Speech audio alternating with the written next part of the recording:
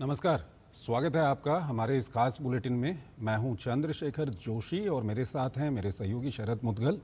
तो आइए शुरुआत करते हैं और सबसे पहले आपको दिखाते हैं इस वक्त की हेडलाइंस।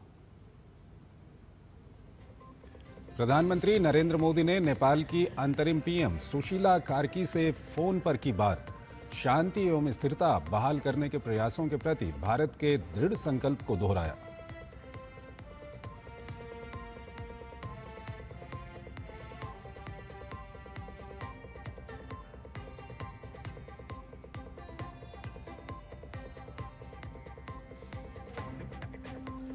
चुनाव आयोग का राहुल गांधी के आरोपों पर पलटवार, आरोपों को बताया गलत और निराधार। वहीं अनुराग ठाकुर ने लगाया संवैधानिक संस्थाओं के खिलाफ षड्यंत्र करने का आरोप।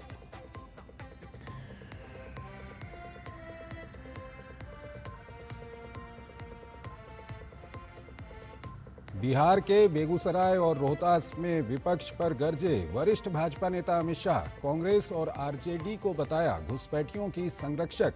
भाजपा कार्यकर्ताओं को दिलाया जीत का संकल्प।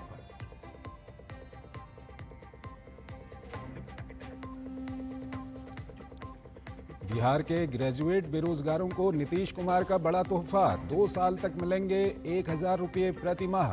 12वीं पास युवा पहले से ही उठा रहे हैं योजना का लाभ।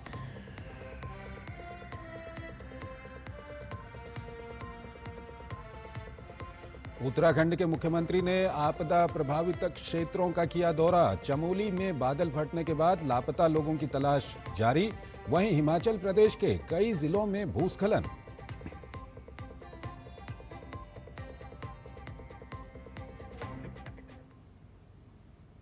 और आइए अब खबरों को विस्तार से देखते हैं। प्रधानमंत्री नरेंद्र मोदी ने नेपाल में अंतरिम सरकार की प्रधानमंत्री सुशीला कार्की से टेलीफोन पर बातचीत की। बातचीत के दौरान पीएम कार्की ने प्रधानमंत्री मोदी को उनके 75वें जन्मदिन की शुभकामनाएं दी। उन्होंने नेपाल और भारत के सदियों पुराने मैत्रीपूर्ण संबंधों को याद किया। साथ ही उन्होंने नेपाल की वर्तमान राजनीतिक परिस्थितियों की जानकारी भी साझा की। बातचीत के क्रम में ही प्रधानमंत्री मोदी ने सुशीला कार्की को नेपाल के अंतरिम प्रधानमंत्री पद पर नियुक्ति के लिए बधाई देते हुए अच्छे पड़ोसी के रूप में आने वाले समय में भारत का निरंतर सहयोग देने का आश्वासन दिया। उन्होंने नेपाल में हाल ही में हुई दुखद जनहानि पर गहरी संवेदना व्यक्त की और देश में शांति एवं स्थिरता बहाल करने के उनके प्रयासों में भारत के अटूट सहयोग का भरोसा दिया। दोनों नेताओं के बीच हुई बातचीत में नेपाल भारत संबंधों, द्विपक्षीय हितों और साझा चिंताओं पर भी चर्चा हुई। प्रधानमंत्री मोदी ने नेपाल के राष्ट्रीय दिवस के मौके पर वहां की जनता को हार्दिक शुभकामनाएं भी दी।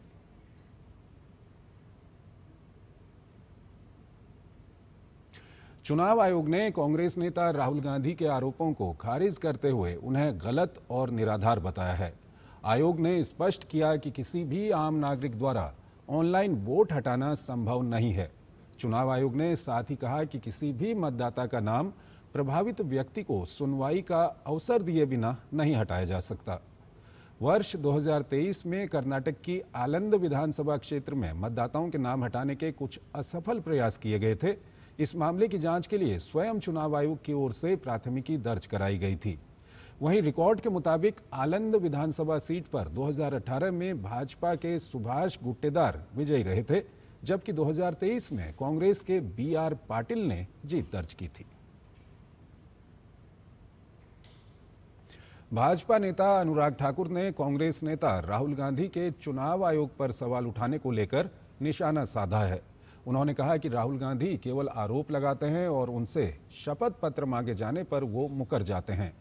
भाजपा नेता ने कहा कि कांग्रेस केवल आरोप लगाना जानती है। राहुल गांधी तथ्यहीन आरोप लगाते हैं और बाद में कोर्ट से माफी मांगते हैं।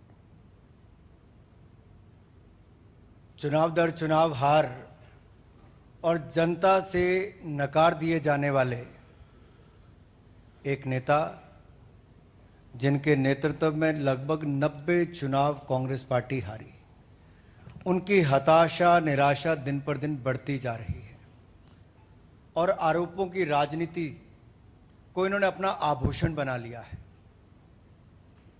जब इन्हीं के लगाए गए आरोपों को ऑथेंटिकेट करने के लिए कहा जाता है तो पीठ दिखाकर भाग जाते हैं, शपथ पत्र देने के लिए कहा जाता है तो मुकर जाते हैं। गलत और निराधार आरोप लगाना राहुल गांधी जी की आदत बन गई है। अनुराग ठाकुर ने कहा कि चुनाव आयोग ने स्पष्ट किया है कि ऑनलाइन वोट नहीं काटा जा सकता है और किसी का पक्ष जाने बगैर वोट नहीं काटा जा सकता। उन्होंने कहा कि चुनाव आयोग निष्पक्षता के साथ कार्य कर रहा है। कभी ईवीएम पर प्रश्न चिन्ह खड़े करने, कभी वीवीपैट पर करना, कभी चुनावों के नतीजों पर करना और कभी टूल किट के सहारे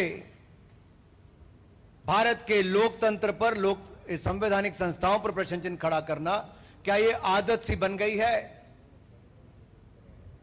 क्या चाहती है कांग्रेस पार्टी?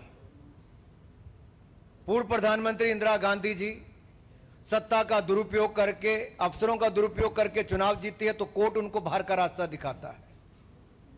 राजीव गांधी जी की हत्या के बाद एक लोकसभा का चुनाव पेंडिंग नहीं होता, 1 महीने तक अगर चुनाव को स्थगित कर दिया जाता तो किस पार्टी को फायदा उस समय के इलेक्शन कमीशन ने दिया?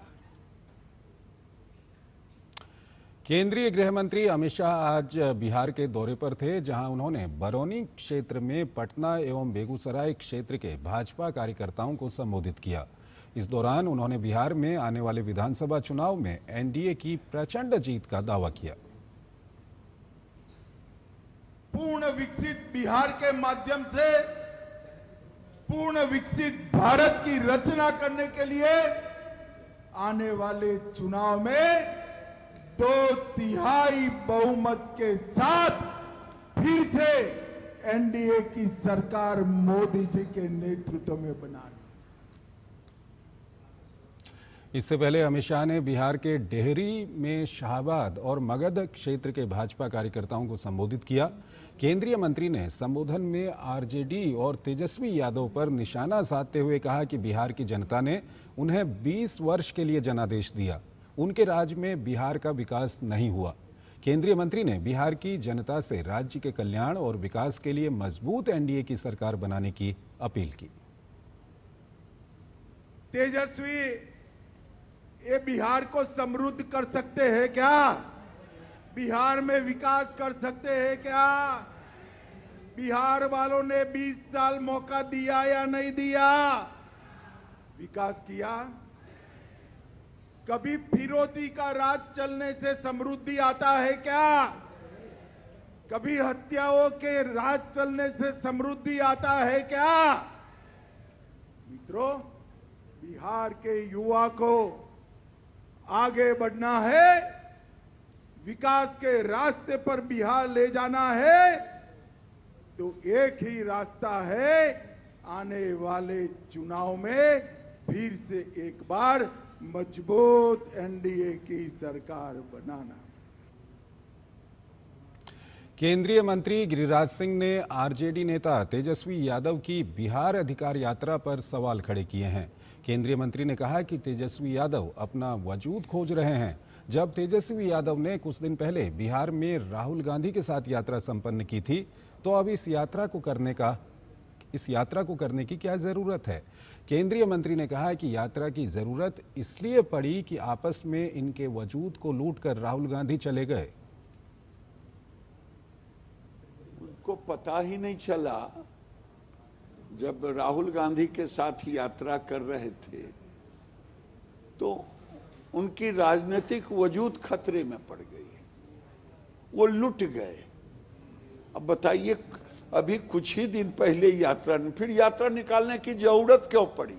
जरूरत इसलिए पड़ी कि वो आपस में इनके वजूद को लूट करके राहुल गांधी चले गए। अब ये अपना वजूद खोज रहे हैं। केरल के तिरुवनंतपुरम में केरल छात्र संघ के सदस्यों ने मुख्यमंत्री के खिलाफ विरोध प्रदर्शन किया। छात्रों ने राज्य में पुलिस राज का आरोप लगाते हुए मुख्यमंत्री पिनराई विजयन से राज्य के गृह मंत्री पद छोड़ने की मांग करते हुए प्रदर्शन किया। इस दौरान पुलिस ने प्रदर्शनकारियों को तितर-बितर करने के लिए पानी की बौछारों का इस्तेमाल किया। वहीं पुलिस ने केरल छात्र संघ के कई सदस्यों को हिरासत में ले लिया है।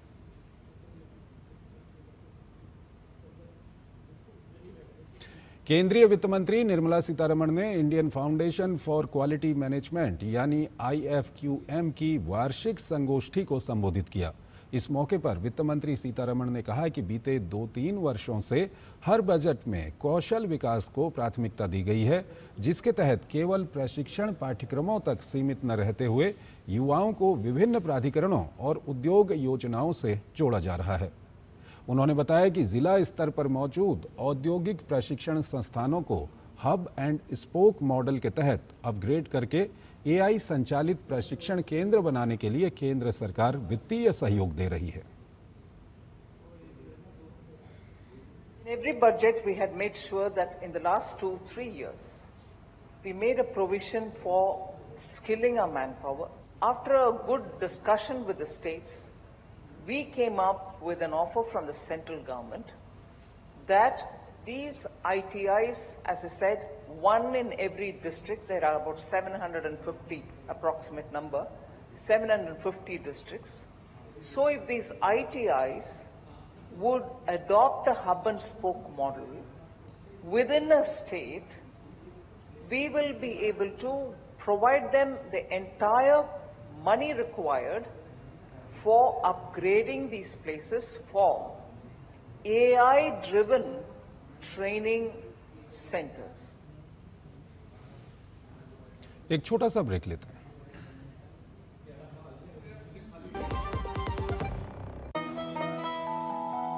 वाह यार, क्या सही हो आप। मेरा भी मन करता है कुछ करने का। मन करता है तो करो। घर की चीजों से टाइम ही नहीं मिलता और हूँ सिर्फ 10वीं पास। आप LIC की बीमा सखी योजना के साथ जुड़ सकती हो। मैं LIC एजेंट बन सकती हूँ? पूरी ट्रेनिंग भी मिलेगी, मंथली स्टाइपेंड भी मिलेगा। स्टाइपेंड भी? ऊपर से कमीशन अलग। LIC बीमा सखी योजना से जुड़ने के लिए अपनी नजदीकी LIC शाखा से संपर्क करें। LIC बीमा सखी योजना, अपनी शुरुआत अपने हिसाब से। जब धरती चीर कर निकलता है लोहे का पत्थर और मिलता है मोंगिया के जोश से, फिर तपता है, पिघलता है और बनता है फौलाद। अब होता है सरिया सारी खूबियों के साथ। मोंगिया स्टील, मजबूत देश का मजबूत सरिया।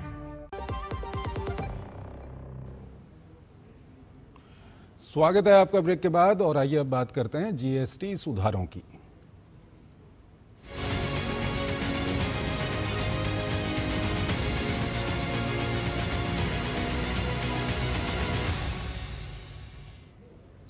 मुख्य आर्थिक सलाहकार V अनंत नागेश्वरन ने GST में हुए प्रमुख सुधारों को GDP वृद्धि के लिए महत्वपूर्ण बताया है।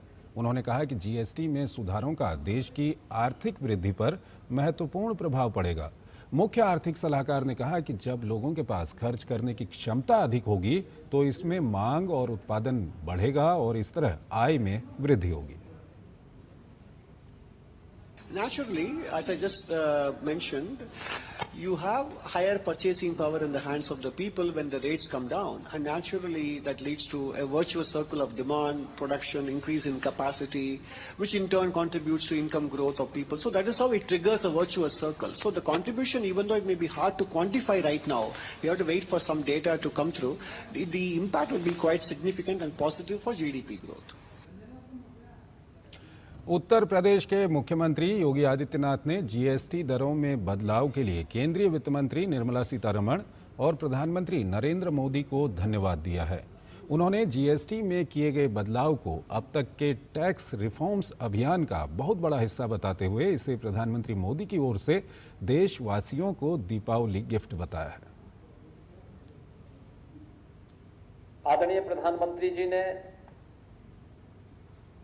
देश की स्वतंत्रता दिवस के अवसर पर देशवासियों के सामने टैक्स यानी टैक्स रिबेट के बारे में जो चर्चा की थी और रिफॉर्म के बारे में जो चर्चा की थी, मात्र 20 दिन के अंदर उसके परिणाम प्राप्त हो गए और अब वह 22 सितंबर से लागू भी हो रहे हैं। टैक्स रिफॉर्म का एक बहुत बड़ा अभियान का हिस्सा है और यह आदरणीय प्रधानमंत्री जी का देशवासियों के को दीपावली का गिफ्ट भी है। देश में जीएसटी स्लैब में बदलाव के बाद लोग बहुत खुश हैं। सीए विवेक अग्रवाल ने कहा, जीएसटी संशोधन से आम आदमी को फायदा होगा। ये सुधार व्यापार को बढ़ावा देने में मदद करेगा।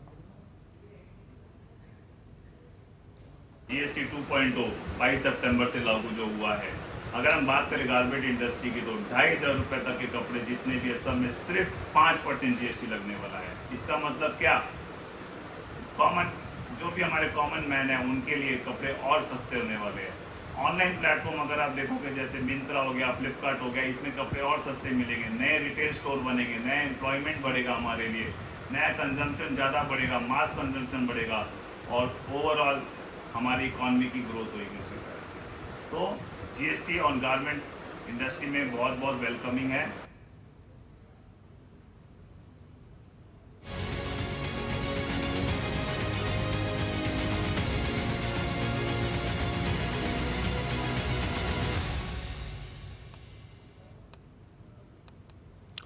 देश की आर्थिक राजधानी मुंबई में आज से 2 दिनों के लिए Indian chambers of commerce ICC global business summit 2025 का आयोजन किया जा रहा है।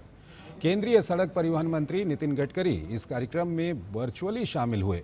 कार्यक्रम को वर्चुअली संबोधित करते हुए नितिन गडकरी ने कहा कि देश की लॉजिस्टिक्स लागत 16% से घटकर 10% पर आ गई है, जो तेजी से हो रहे सड़क बुनियादी ढांचे के विकास का परिणाम है। उन्होंने ये भी कहा कि भारत का लक्ष्य सतत विमानन ईंधन और हरित ईंधन के उत्पादन में वैश्विक नेतृत्व करना है। साथ ही उन्होंने 22 लाख करोड़ रुपए की मूल्य वाले ऑटोमोबाइल सेक्टर को भारत का प्रमुख उद्योग बताया। Today, our national road network is one of the important network, is the second largest in the world.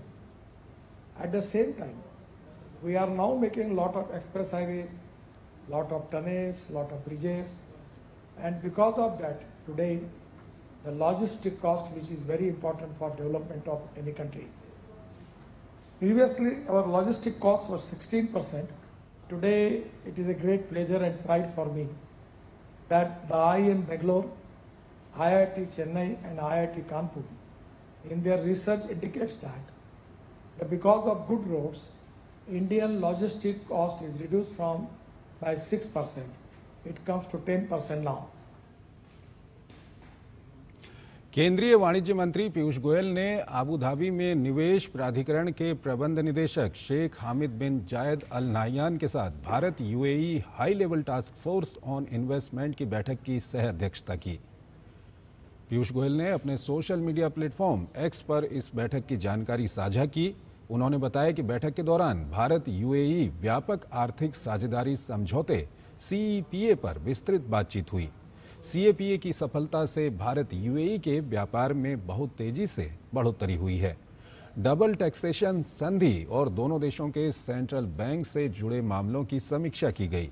Bharat UAE की विकास को गति देने के लिए विशेष रूप से समुद्री और अंतरिक्ष क्षेत्रों में निवेश और सहयोग के नए क्षेत्रों पर भी चर्चा हुई। केंद्रीय मंत्री पीयूष गोयल आबू धाबी के 2 दिन के दौरे पर हैं। यहाँ कुछ द्विपक्षीय बैठकों में भी हिस्सा लेंगे, जिनका मकसद दोनों देशों के बीच व्यापार, निवेश और सहयोग को मजबूत करना है।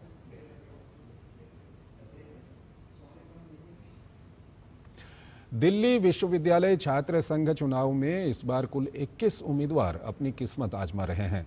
डूसू इलेक्शन के लिए कुल 52 केंद्र बनाए गए हैं। इसके अलावा दिल्ली विश्वविद्यालय के सभी कॉलेजों में कॉलेज स्तर पर भी छात्र संघ चुनाव हो रहे हैं। दिल्ली विश्वविद्यालय के डॉक्टर भीमराव अंबेडकर कॉलेज का जायजा लिया हमारे संवाददाता गिरीश निशाना ने। दिल्ली विश्वविद्यालय छात्र संघ चुनाव के लिए सुबह 8:30 बजे से 52 केंद्रों पर करीब 2.25 लाख जो युवा मतदाता हैं वो वोट डाल रहे हैं। इसके साथ ही जो दिल्ली विश्वविद्यालय के कॉलेज हैं उनके अंदर भी छात्र संघ चुनाव चल रहे हैं। इस पर ज्यादा बात करने के लिए हमारे साथ मौजूद हैं अंबेडकर कॉलेज के प्राचार्य प्रोफेसर सदानंद प्रसाद। सर, किस तरह की तैयारी की है? हमने पूरी टीम के साथ, आपको दिख रहा होगा, हमने अपने यहाँ सारे बूथेस अलग अलग बूथ बनाए हैं कोर्स वाइज। हमारे पूरी टीम, जितने टीचर हैं, नॉन टीचिंग स्टाफ है, सबको हमने अपॉइंट कर रखा है। भारी सुरक्षा बल है जिनका सहयोग हमें है।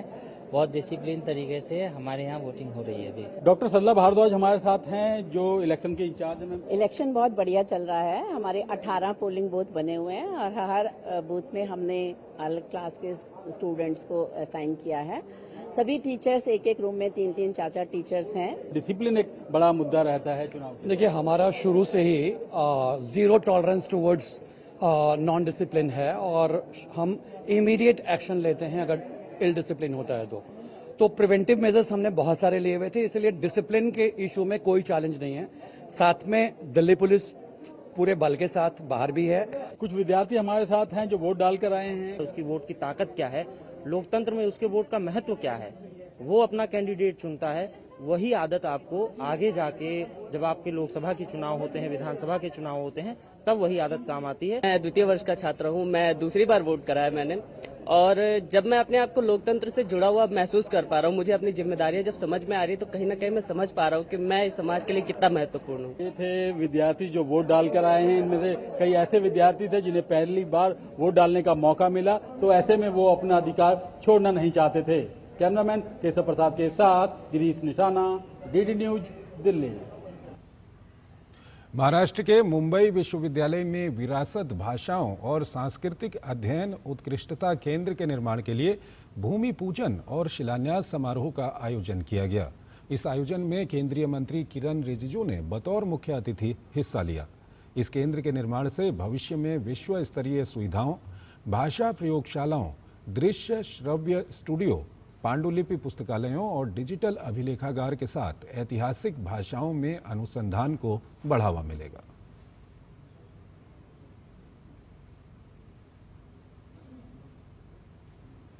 छत्तीसगढ़ के रायपुर स्थित इंदिरा गांधी कृषि विश्वविद्यालय परिसर में राजकीय स्वस्थ नारी सशक्त परिवार अभियान और सेवा पखवाड़ा का शुभारंभ किया गया। केंद्रीय महिला एवं बाल विकास मंत्री अन्नपूर्णा देवी ने इस अभियान की शुरुआत की। इसके बाद केंद्रीय मंत्री अन्नपूर्णा देवी ने निमोरा स्थित आंगनबाड़ी केंद्र का भी दौरा किया। कार्यक्रम के दौरान लोगों ने प्रधानमंत्री नरेंद्र मोदी को मध्य प्रदेश के धार से इस अभियान का राष्ट्रीय शुभारंभ करते हुए भी सुना। इसी कड़ी में 8वें पोषण माह की भी शुरुआत की गई। इस अभियान के माध्यम से हमारी जो महिलाएं हैं, स्वास्थ्य मंत्रालय की ओर से 1 लाख से भी ज़्यादा शिविर लगाकर महिलाओं का स्वास्थ्य की जांच की जाएगी। और उसी के साथ महिला बाल विकास विभाग की ओर से जो हमारा पोषण माह चलता है, आज से उसका भी प्रारंभ हुआ है। ये 1 महीने तक जन आंदोलन के रूप में कार्यक्रम होगा और 14 लाख आंगनवाड़ी केंद्रों में इसका कार्यक्रम होगा। उत्तराखंड के चमोली जिले के नंदानगर क्षेत्र में बादल फटने से भारी तबाही मची है। इस आपदा में 3 गांव कुंतरी लगाफाली, कुंतारी सरपाणी और धूरमा सबसे ज्यादा प्रभावित हुए। अब तक 14 लोगों के लापता होने की सूचना है, जबकि कई मकान और गौशालाएं ध्वस्त हो चुकी हैं। कुंतारी लगाफाली में 8 लोग मलबे में दबकर लापता हुए और 15 से 20 मकान क्षतिग्रस्त हुए हैं, जहां से 2 महिलाओं और 1 बच्चे को सुरक्षित बचाया गया। अन्य गांवों में भी 4 लोग लापता हैं और कई घरों को नुकसान पहुंचा है। इसके साथ ही राहत बचाव कार्य एसडीआरएफ, एनडीआरएफ और आईटीबीपी की टीमें युद्ध स्तर पर कर रही हैं और अब तक करीब 100 ग्रामीणों को सुरक्षित स्थानों पर पहुंचाया गया है। वहीं मुख्यमंत्री पुष्कर सिंह धामी ने अधिकारियों को प्रभावित परिवारों को तुरंत सहायता और घायलों के बेहतर इलाज की व्यवस्था करने के निर्देश दिए हैं। छत्तीसगढ़ के सुकमा जिले में सुरक्षा बलों को बड़ी सफलता मिली है। 5 लाख की इनामी महिला माओवादी बुस्की नुप्पो मुठभेड़ में मारी गई। वहीं मलांगीर एरिया कमेटी की सदस्य थी और सुकमा व दंतेवाड़ा जिलों में दर्ज 9 गंभीर मामलों में वांछित थीं। पुलिस अधीक्षक किरण चौहान ने बताया कि 18 सितंबर को गादीरास थाना क्षेत्र के गुफड़ी और पेरमा पारा के बीच जंगल में डीआरजी टीम और माओवादियों के बीच मुठभेड़ हुई। सर्च ऑपरेशन में महिला माओवादी का शव, हथियारों और भारी मात्रा में विस्फोटक सामग्री सहित बरामद हुआ। घटनास्थल से 315 bore rifle, wireless set, detonator, gelatin rod, बारूद और नक्सली साहित्य मिला। IG Bastar range SP Sundarraj ने माओवादी कैडरों से हिंसा छोड़कर आत्मसमर्पण कर सरकार की पुनर्वास नीति का लाभ उठाने की अपील की।